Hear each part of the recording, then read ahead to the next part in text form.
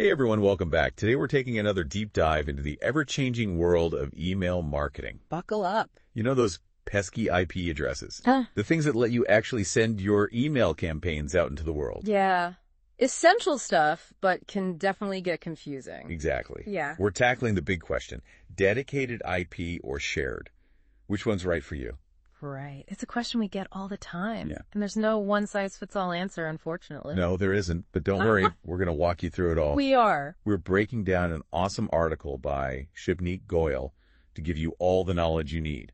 Really insightful piece. So to kick things off, let's simplify this whole IP thing. All right. Think of it like your email's return address. Okay. It tells email providers like Gmail or Yahoo where your emails are coming from. Exactly. And more importantly, Yes. it plays a huge role in how those providers see you, whether they trust you or think you might be a spammer. Oh, that's important. Right. So first up, dedicated IPs. Okay, so the article uses this great analogy. Hit me with it. It's like having your own private parking spot. Ah, I like that.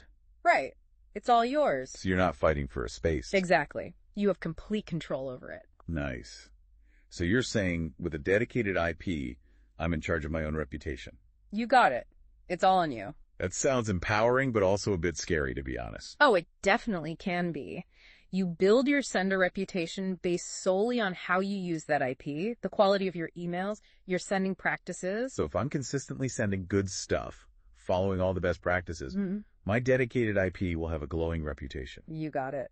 And a sparkling reputation means better deliverability. Meaning more of my emails actually reach people's inboxes, right? Bingo. Think of it as building trust with those email gatekeepers, the big email providers. Makes sense. So a good sender rep helps my emails avoid the dreaded spam folder. Exactly. It can even help you get into those coveted primary inboxes. Ooh, even better. Yeah, instead of languishing in the promotions tab. Right. That's where I want to be. It's prime real estate, but here's the thing. Yeah, there's got to be a catch. It's like a pristine driving record. Okay. One speeding ticket. And your insurance premiums skyrocket. That's what I was afraid of. So if I mess up with a dedicated IP... Yeah, if you have bad email practices send to a bad list, or your content triggers those spam filters, Uh-oh. it can hurt your reputation big time. And there's no one else to share the blame with. Nope, it's all on you. So dedicated IPs are really for those big players then. It makes sense for them. Right. High volume senders, think like 300,000 emails a month or more, Wow. who have the resources to really manage their reputation carefully. Okay, that makes sense. They can invest in the tools and the expertise to keep things running smoothly. All right, so what about us smaller folks? Shared IPs then. Let's talk about it. So our article says it's like carpooling. Yep. You're sharing the road with other senders. I'm getting the feeling that analogy is going to come back to bite me. Well, it definitely has its pros and cons. All right, lay it on me. Okay, so imagine you're in a carpool. Okay, got it. You're splitting the cost of gas. Save some cash. Exactly. It's a lot more affordable. Makes sense. And you don't have to drive all the time. Ooh, less work for me. Right. So with shared IPs, it's cheaper and easier to manage. Exactly. You're not solely responsible for maintaining that pristine reputation. But like with any carpool, there's that risk. Oh, yeah. What if your carpool buddy is a bit of a reckless driver? Right. If someone on your shared IP has bad email practices, Yikes. it can hurt your deliverability, too. Even if I'm doing everything right. Yep, unfortunately. It's like getting pulled over for your buddy's speeding ticket. That's rough. But I guess it's the trade-off for the convenience and affordability, right? Exactly. It's a good option for smaller senders or those just starting out. Testing the waters, getting a feel for the email marketing landscape. Exactly. You're not diving headfirst into the deep end of dedicated IPs. All right, so we've got the lay of the land. We do. Dedicated IPs, your own private lane, shared IPs, the carpool lane. Now, how do you choose? Right? That's the million-dollar question. Let's break it down. Okay, so first things first. Budget. Dedicated IPs. They're like renting your own fancy parking spot, right? They do come at a premium. So you got to weigh the costs against the benefits. Right. Will that improved deliverability actually boost your ROI?